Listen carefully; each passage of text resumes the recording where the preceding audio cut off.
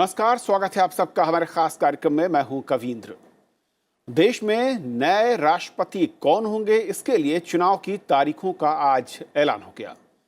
चुनावों के लिए 18 जुलाई की तारीख चुनाव आयोग ने निर्धारित की है।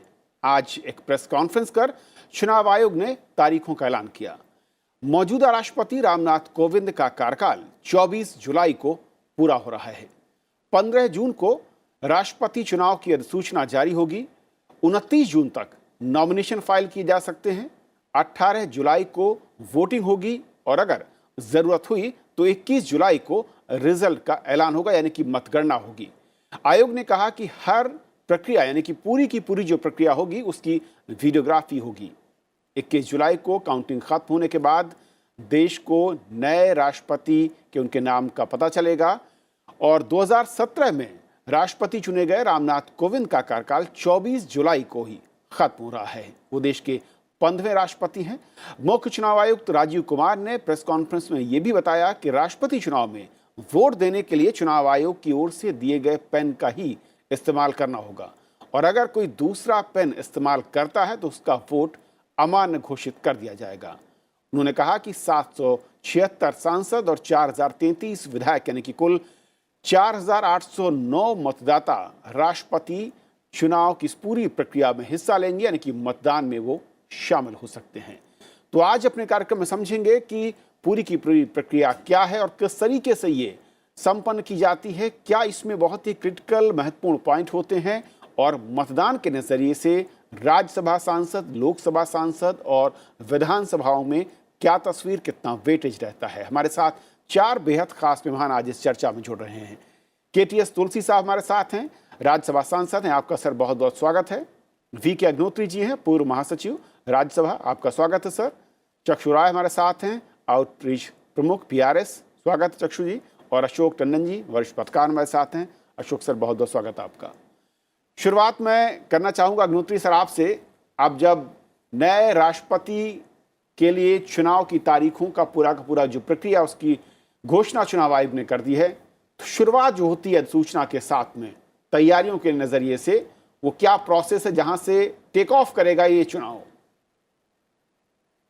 जैसा कि आपने अभी स्वयं कहा, सबसे पहले तो नॉमिनेशन फाइल करने का तारीख है। 15 तारीख से अधिसूचना जारी होगी तो नॉमिनेशन शुरू होंगे। 29 जून तक नॉमिनेशन की प्रक्रिया है और उसके बाद फिर 18 तारीख को, जैसा आपने कहा, इलेक्शन है और 21 तारीख को उसकी मतों की गणना होगी अगर ज़रूरत हुई तो मोटा मोटी तो यही प्रक्रिया है।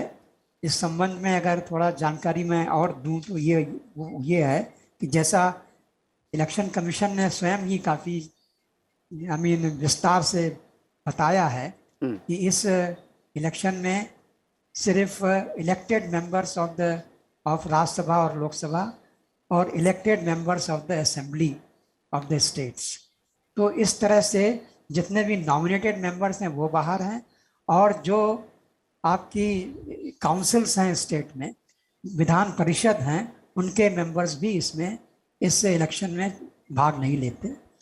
दूसरी जो बड़ी चीज़ है वो ये है कि ये पार्टी बेसिस पर इलेक्शन नहीं होता, इसमें कोई व्हिप जारी नहीं होती और वोटिंग जो है वो सीक्रेट बैलेट से की जाती है। तो ये बहुत मोटा मोटी चीज़ें हैं। इसके अलावा आजकल नॉमिनेशन के लिए 50 जो इलेक्टर्स हैं उनको नॉमिनेट करना है कैंडिडेट को और 50 इलेक्टर्स को ही उसको सेकंड करना है।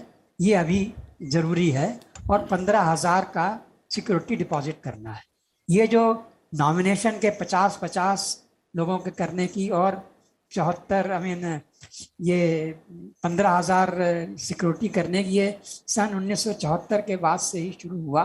उसके पहले सिर्फ एक नॉमिनेशन होता था और एक का ही सेकेंडिंग होता था और कोई भी आपको ये सिक्योरिटी का नहीं था। लेकिन तमाम तरह के लोग इधर उधर से नॉमिनेशन फाइल करने लगे तो कुछ सीरियस कैंडिडेट को रखने के लिए, ये इंश्योर करने के लिए सीरियस कैंडिडेट का ही नॉमिनेशन आए, तब से ये 50 लोगों का नॉमिनेशन और 50 लोगों का सेकेंडिंग और 15,000 रुपये का सिक्योरिटी डिपॉजिट का प्रक्रिया लगाई गई। ओके। तुलसी सर, अगर मैं लीगली और संवैधानिक नज़रिए से थोड़ा सा समझना चाहूँ कि क्योंकि आम चुनावों से ये चुनाव कितना अलग होता है, और क्योंकि यहाँ पर पार्टी व्हिप लागू नहीं होता है, उसके पीछे के तर्क या रीज़न क्या रहे होंगे जब संविधानविदों ने इसके बारे में सोचा और जब आर्टिकल 54 में इस पूरे की पूरी चुनाव की प्रक्रिया को मैं कहूँ कि लिखा गया, बताया गया, समझाया गया? जी, मेरे विचार में तो ये है कि राष्ट्रपति के चुनाव में कई सालों में, कई इलेक्शनों में तो कंसेंसस हो गया, और राष्ट्रपति का कार्य भी ऐसा है जिसमें सभी गुटों को विश्वास रखने की आवश्यकता है। तो इसलिए अगर कन्वेंशन बन जाती कि हमेशा कंसेंसस बाकायदा प्रोसीजर वगैरह ले डाउन होता तो ज़्यादा अच्छा था। मगर फिर भी मैं कहता हूँ कि राष्ट्रपति जितने भी रहे हैं वो एक स्टेट्समैन थे, दूरदृष्टि से देखते थे, और उन्होंने लोकतंत्र को बहुत भारी योगदान दिया है, जिसकी वजह से भारत की आज़ादी के बाद सबसे बड़ी उपलब्धि यही है कि हम लोकतंत्र के ऊपर चल रहे हैं और लोकतंत्र को मानते हैं कि इसके बिना जो देश है वो प्रगतिशील नहीं रहेगा। जी अशोक सर, अब मैं थोड़ा सा अगर पिछले चुनाव की तरफ जाऊं, जैसे कि कहा कि किस तरीके से एक मत या आम राय के जरिए राष्ट्रपति चुनने की परंपरा, और शायद यही वजह थी कि शुरुआत में इसमें जो व्हिप की बात होती है आमतौर पर जब भी सदन के अंदर कोई मतदान या होता है तो इससे उसको अलग रखा गया। और क्या ऐसी चीज़ें हैं जो कि बाकी या दूसरे चुनाव से राष्ट्रपति के चुनाव में अधिकार एक वोटर के तौर पर और जो चुनावी प्रक्रिया है उसमें उससे अलग खड़ा करती है? देखिए, पिछले राष्ट्रपति चुनाव में राष्ट्रपति रामनाथ कोविंद जी को 65% वोट पड़े थे और एनडीए का बहुमत था। फिर भी प्रधानमंत्री मोदी ने एक कंसेंसस बनाने की कोशिश की थी, बाकी दलों तक पहुंचे थे, और उसका लाभ ये हुआ कि आंध्रा की वाईएसआर कांग्रेस, बीजू जनता दल और इवन टीएसआर, इन लोगों ने एनडीए के उम्मीदवार को समर्थन किया, जबकि ये एनडीए में नहीं थे। तो मैं समझता हूँ कि ये जो प्रक्रिया है कंसेंसस बनाने की, ये हर चुनाव में हुई है, लेकिन कभी कभी सफलता मिली है, कभी नहीं मिली है। हम अगर थोड़ा और पीछे जाएं तो जब अटल बिहारी वाजपेयी जी की सरकार थी तो एनडीए के पास बहुमत नहीं था, और इसलिए भी अटल जी ने एक आम राय बनाने की कोशिश की, और उन्होंने ऐसी आम राय बनाई कि विपक्ष एकदम भौचक्का रह गया। जब उन्होंने अब्दुल कलाम का नाम प्रस्तुत किया विपक्ष के सामने तो मुलायम सिंह जी ने कहा ये तो मेरा ही उम्मीदवार है, और कांग्रेस ने भी ये कहा कि इनका तो हम विरोध कर ही नहीं सकते। तो राष्ट्रपति के चुनाव में राजनीति होती है, लेकिन उस राजनीति से ऊपर उठकर भी अगर सत्ताधारी दल या गठबंधन एक आम राय बनाने की कोशिश करता है तो कई बार सफलता मिली है। इसलिए हम देखते हैं कि प्रणब मुखर्जी के चुनाव में भी कांग्रेस के बाहर के बहुत से दलों ने उनका समर्थन किया। तो मुझे लगता है कि इस बार के चुनाव में भी प्रधानमंत्री नरेंद्र मोदी एक आम राय बनाने का प्रयास करेंगे, और अगर मैं गलत नहीं हूँ तो उस ओर एक शुरुआत हो चुकी है। भारतीय जनता पार्टी के वरिष्ठ नेताओं ने संपर्क साधा हुआ है गैर भाजपा या गैर एनडीए के जो दलों के नेता हैं उनके साथ, और इस बार फिर ऐसी कोशिश होगी। और ये उम्मीद भी की जा रही है मीडिया सर्कल में भी कि वाईएसआर कांग्रेस और बीजू जनता दल तो एनडीए के उम्मीदवार के साथ आएंगे ही। तो अगर राजनीतिक दृष्टि से देखें तो एनडीए के उम्मीदवार को इस बार जीतने में कोई दिक्कत आने वाली नहीं है, और विपक्ष आमतौर पर ये देखता है कि सत्ताधारी दल का उम्मीदवार कौन है, और उसी के अनुसार फिर वो एकजुट बनाने की कोशिश करते हैं। क्योंकि राष्ट्रपति चुनाव में भी विपक्ष को एक मौका होता है कि वो विपक्ष की एकजुटता दिखाने की कोशिश करे, हार जीत भले ही अलग हो। हाँ, ये पिछले चुनाव में भी हुआ है और इस बार भी होगा, और इसीलिए जब उम्मीदवार लाया जाता है तो वो भी उसका जो कास्ट अर्थमेटिक है उसको देखते हैं। जब एनडीए ने रामनाथ कोविंद को चुना अपना उम्मीदवार तो कांग्रेस ने मीना कुमार को उतारा था। तो इसलिए अब कोई इसमें बहुत ज़्यादा एक रोचक प्रसंग होने वाला नहीं है, क्योंकि एनडीए का नंबर्स जो है उनके पक्ष में है। लेकिन राजनीति में अगर कंसेंसस बनाने की प्रक्रिया में प्रधानमंत्री मोदी सफल होते हैं, और छोटे छोटे ऐसे दल, आज बहुत से ऐसे दल हैं जो कांग्रेस से जिनको एक लगाव समाप्त हो गया है, और कांग्रेस क्योंकि देश का सबसे बड़ा विपक्षी दल है, तो सत्ताधारी उम्मीदवार के सामने कांग्रेस अगर कोई पहल करेगी उम्मीदवार लाने की, क्या उसके नाम पर बाकी विपक्ष इकट्ठा हो पाएगा? क्षेत्रीय दल आज कांग्रेस के छतरी के नीचे इकट्ठा होने वाले नहीं हैं। तो ये देखने की आवश्यकता होगी कि कहाँ तक प्रधानमंत्री मोदी अपने उम्मीदवार के पक्ष में एक कंसेंसस बना सकते हैं गैर भाजपा दलों में, और दूसरी ओर विपक्ष किस तरह से विपक्ष की एकता को, एकजुटता को दिखाने में समर्थ होता है। इस चुनाव में केवल एक राजनीतिक दृष्टि से यही एक रोचक प्रसंग रह गया। ओके चक्षु सर, मैं थोड़ा सा दर्शकों के नज़रिए से कि जो वोट वैल्यू है इसमें, राज्यसभा सांसद या मैं कहूँ कि संसद सदस्य, इसके अलावा विधानसभाओं में अगर सदस्यों की बात करें, वोट वैल्यू किस तरीके से कैलकुलेट होती है, और क्या उसमें जनसंख्या का जो एक वेटेज है वो किस तरीके से उसमें मापा जाता है, या उसमें कोई बदलाव हुआ है पिछले 1-2 दशक में? कविंद्र, हम अपने दर्शकों को थोड़ा सा ये भी बता दें कि जब राष्ट्रपति का चुनाव शुरू हुआ था, जब हमारा संविधान बन रहा था, तब क्या उसमें परिकल्पना की गई थी कि राष्ट्रपति का चुनाव कैसे होगा। तो अगर हम संविधान का डिबेट पढ़ें तो उसमें ये आता है कि जब ड्राफ्ट कॉन्स्टिट्यूशन बन रहा था तब उसमें ये सोचा गया था कि राष्ट्रपति और गवर्नर का चुनाव एक पॉपुलर वोट से होगा, कि एक जनरल इलेक्शन होगा, उस जनरल इलेक्शन के थ्रू राष्ट्रपति चुने जाएंगे, आप और मैं उस पर वोट करेंगे और राष्ट्रपति और गवर्नर हम लोग चुनेंगे। उसके बाद ये बात हुई कि जो Westminster model of parliamentary democracy जिसकी तरफ हम लोग बढ़ रहे थे, उसमें अगर एक बहुमत से चुना हुआ राष्ट्रपति होगा या बहुमत से चुना हुआ गवर्नर होगा, वो शायद उस मॉडल ऑफ गवर्नेंस के साथ ठीक नहीं बैठेगा। क्योंकि अगर बहुमत से चुना हुआ राष्ट्रपति होगा तो राष्ट्रपति और प्रधानमंत्री के बीच में शायद थोड़ी अनबन हो सकती है। तो उसके बाद ये बात आई कि जो राष्ट्रपति का चुनाव होगा वो एक दूसरे इलेक्टोरल कॉलेज के द्वारा होगा, जिसमें कि उस इलेक्टोरल कॉलेज को हम लोग इलेक्ट कर चुके होंगे। तो जैसे अग्निहोत्री जी बता रहे थे कि जो इलेक्टोरल कॉलेज उसमें डिसाइड हुआ वो ये हुआ कि चुने हुए संसद के सदस्य और चुने हुए विधानसभा के सदस्य, तो उसमें जो गवर्नर के नॉमिनेटेड सदस्य थे या राज्यसभा में जो राष्ट्रपति के नॉमिनेटेड मेंबर्स थे, वो लोग नहीं वोट कर पाते हैं। अब आपने एक बात उठाई कि इसमें वोट्स क्या हर जो इलेक्टर है उसकी वैल्यू वोट की एक होगी या उस वैल्यू का अलग वो होगा।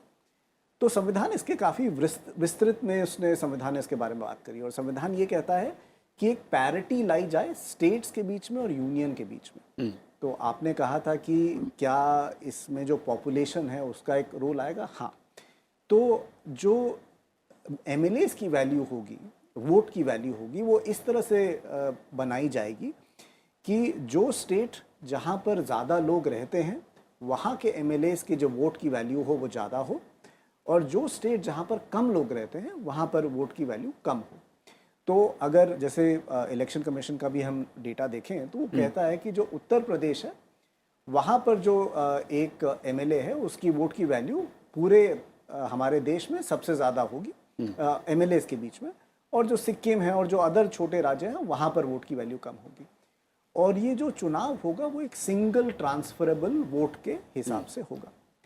अब एक चीज़ बड़ी अच्छी उल्लेख कर रहे थे अग्निहोत्री जी की, संविधान तो एक चीज़ हो गई, संविधान तो मोटा मोटा बताता है कि भाई जो राष्ट्रपति होगा वो 35 साल की उम्र तक का होना चाहिए, 35 साल से ऊपर की उम्र का होना चाहिए, ऑफिस ऑफ प्रॉफिट नहीं होल्ड करना चाहिए।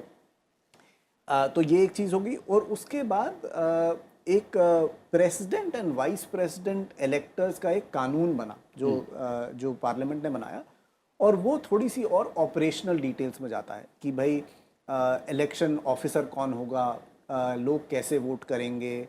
आप कह रहे थे कि जो इलेक्शन कमीशन का पेन होगा उसी का इस्तेमाल किया जा सकता है। और उसमें एक बात आई थी कि प्रपोज कौन करेगा, जो नॉमिनेट होंगे वो क्या होंगे। एंड अग्निहोत्री जी ने कहा था कि पहले लिमिट बहुत कम थी, और वो एकदम सही कह रहे थे। पहले लिमिट बहुत कम थी कि अगर इलेक्शन के लिए खड़ा होना है तो आपको सिर्फ शायद 1 या 2 लोगों के हस्ताक्षर चाहिए थे, तो आप 1 एमएलए 1 एमपी का हस्ताक्षर ले आते और आप राष्ट्रपति के चुनाव पर आपका नामांकन हो जाता था। और इस तरह से फिर जब जो पहले हम 5-7 चुनाव देखें तो उसमें बहुत सारे लोग खड़े हुए थे। धीरे धीरे उस नंबर को बढ़ाया गया, पहले उसको 10 किया गया और 10 के बाद अब उसको 50 कर दिया गया। तो अब आपको अगर राष्ट्रपति के चुनाव के लिए खड़ा होना है तो आपको 50 लोगों का, जो कि राष्ट्रपति के चुनाव में वोट कर सकते हैं, या एमएलए या एमपी, उनके आपको 10 तक चाहिए होंगे और 50 और लोग सेकंड करेंगे आपके नामांकन को। तो 100 लोगों को आपकी ज़रूरत होगी और ये उम्मीद की जाती है कि भाई कोई नॉन सीरियस कैंडिडेट 100 लोगों से अपना नामांकन नहीं करवा पाए। ओके तुलसी सर, एक चीज़ जिस तरीके से हम देख रहे हैं और आज प्रेस कॉन्फ्रेंस में जिसका जिक्र किया गया, 2 महत्वपूर्ण पॉइंट, क्या इसकी ज़रूरत और क्यों पड़ रही है? पहले ये कि वीडियोग्राफी, चुनाव आयोग ने साफ किया कि पूरे के पूरे प्रोसेस की वीडियोग्राफी होगी और इस सबसे बड़े मैं कहूँ कि पद के लिए जो चुनाव है उस पर भी डाउट्स अगर आए तो ये अपने आप में थोड़ा सा चिंता एक तरीके से होती है। दूसरा, उन्होंने कहा कि चुनाव आयोग के दिए पेन का ही इस्तेमाल, क्या पिछले अनुभव से सीखते हुए चुनाव आयोग ने ये जोर दिया इन दोनों पॉइंट्स पर? मगर मैं ये समझता हूँ कि ये बहुत आवश्यक है देश के लिए जानना कि राष्ट्रपति का अपना स्टेचर है और वो कैबिनेट को एडवाइस कर सकते हैं, मगर इसका मतलब ये नहीं कि कैबिनेट राष्ट्रपति के व्यू पॉइंट से बाध्य है। वो कैबिनेट ने एडवाइस देनी है, ये कैबिनेट का काम है और 99% केसेस में राष्ट्रपति उसके साथ सहमति रखने की आवश्यकता है, क्योंकि टाइटलर एक स्टेट है, Tytler head of the state है जो संविधान ने हमें दिया है और इसमें एक बार फाइल वापस भेजी जा सकती है, मगर उसके बाद अगर कैबिनेट सोचती है कि ये सही है तो राष्ट्रपति उसके बीच में बाधा नहीं बन सकता हूँ कि सेरेमोनियल फंक्शंस के लिए राष्ट्रपति का बहुत महत्वपूर्ण रोल है और ये हमें याद रखना है कि संविधान के बनाने वाले जो स्टेट्समैन थे उन्होंने जानबूझकर ये बैलेंस रखने के लिए चेक्स एंड बैलेंसेस प्रोवाइड किए। उससे ये है कि राष्ट्रपति एक थर्ड चेंबर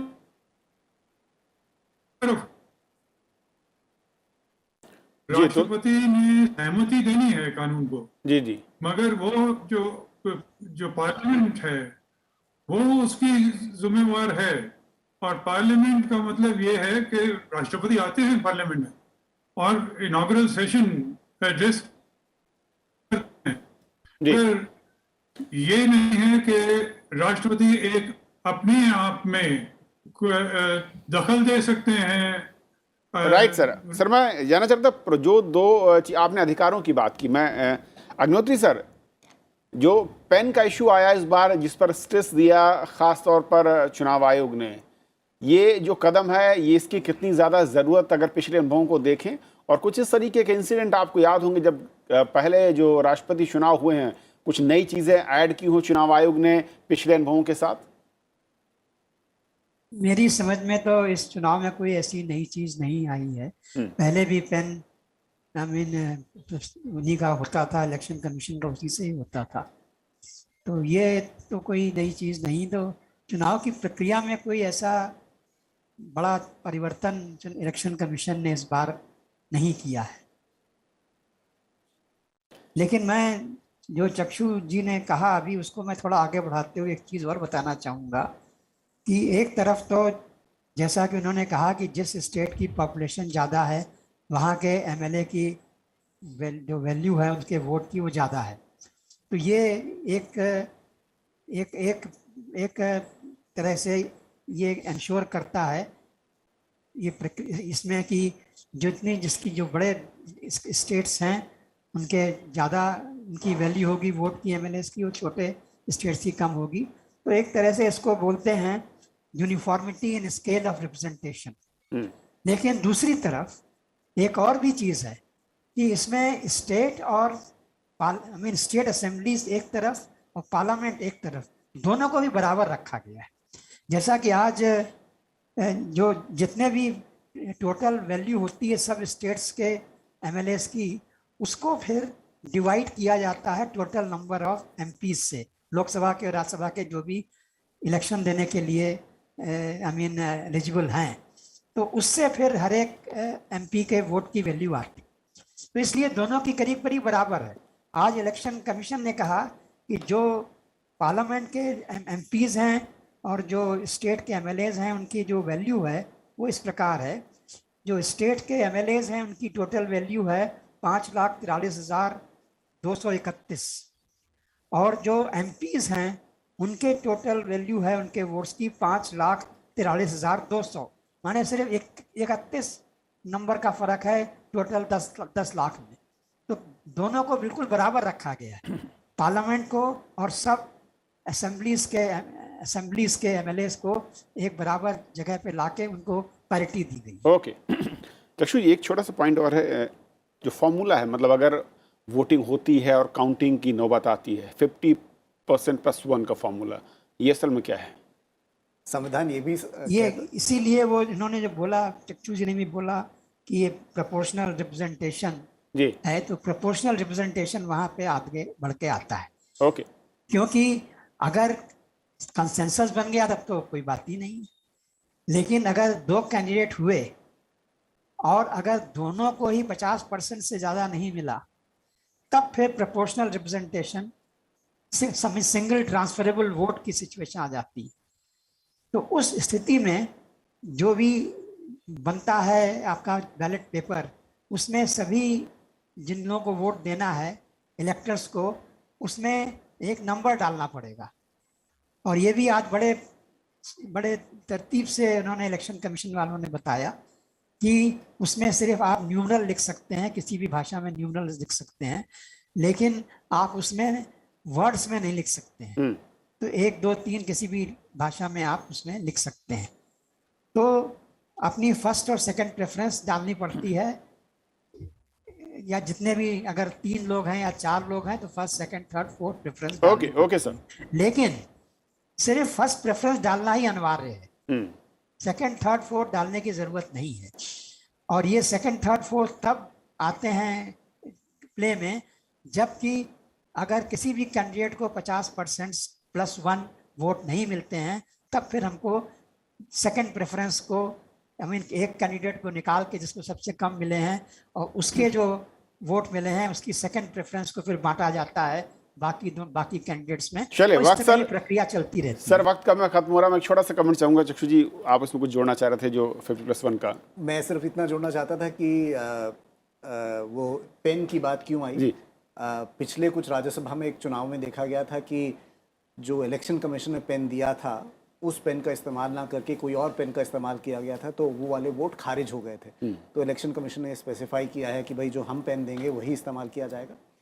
दूसरी बात ये आई कि जब आसाम में अभी राज्यसभा चुनाव हुए थे तो वहाँ पर एक एमएलए का वोट रद्द कर दिया गया था क्योंकि उन्होंने न्यूमरल की जगह वर्ड्स में अपना प्रेफरेंस नोट किया था। एक आखिरी चीज़ मैं कहना चाहूँगा, क्योंकि हम लोग संसद टेलीविज़न पर इस बात की चर्चा कर रहे हैं, जो राष्ट्रपति है, राष्ट्रपति संसद का एक हिस्सा है और हमारे पिछले जितने भी राष्ट्रपति रहे हैं उनका कुछ ना कुछ संसद के साथ एक जुड़ाव रहा है। तो हमारे पहले राष्ट्रपति थे वो कॉन्स्टिट्यूएंट असेंबली के भी प्रेसिडेंट थे। 6 हमारे जो राष्ट्रपति रहे हैं वो अग्निहोत्री साहब जिस हाउस को जिसके वो सेक्रेटरी जनरल थे उसके वो वाइस प्रेसिडेंट थे वहाँ पे। हमारे अभी के जो राष्ट्रपति हैं और कोविंद साहब और उनसे पहले प्रणब मुखर्जी साहब और उनसे पहले प्रतिभा पाटिल जी, वो सभी राज्यसभा में उन्होंने अपना लेजिस्लेटिव करियर शुरू किया था। तो एक जो ये पद है, इस पद की जो गरिमा है और इस पद का जो एसोसिएशन है संसद के साथ वो काफ़ी गहरा है और मेरे ख्याल से इलेक्शन कमीशन चाहेगा कि जब ये चुनाव हो तो इसमें किसी भी तरह का वाद विवाद ना हो, शायद इसीलिए वीडियोग्राफी की भी बात की जाए। सर हाँ, मैं ये कह रहा था कि इसमें एक महत्वपूर्ण बात आज भी दोहराई गई कि कोई भी राजनीतिक दल व्हिप जारी नहीं करेगा। उसका कारण ये है कि राष्ट्रपति के चुनाव को राजनीतिक दलगत राजनीति से ऊपर उठकर किया जाए और कोई भी सांसद या विधायक किसी भी राष्ट्रपति के उम्मीदवार को वोट देना चाहे तो उसकी पार्टी उस पर व्हिप करके और उसको निष्कासित नहीं कर सकती। इसलिए हम देखते हैं कि स्वतंत्र रूप से जब चुनाव होता है, चाहे उम्मीदवार दलगत राजनीति के होते हैं, लेकिन फिर भी राष्ट्रपति का चुनाव है, इसलिए व्हिप की कोई चर्चा नहीं है। और ऐसे में बहुत सारे सांसद ऐसे हैं जो मन से किसी एक विशेष राजनीतिक उम्मीदवार को चाहते हैं, उसको वो वोट दे सकते हैं। और इसीलिए ये जो कंसेंसस बनाने की प्रक्रिया है, ये हर सत्ताधारी दल ने प्रयास किया है और उसमें सफलता भी मिलती है। बिल्कुल सर, बहुत बहुत शुक्रिया आप चारों मेहमानों का इस महत्वपूर्ण चर्चा में जुड़ने के लिए। तो आज फिलहाल इतना ही, नमस्कार।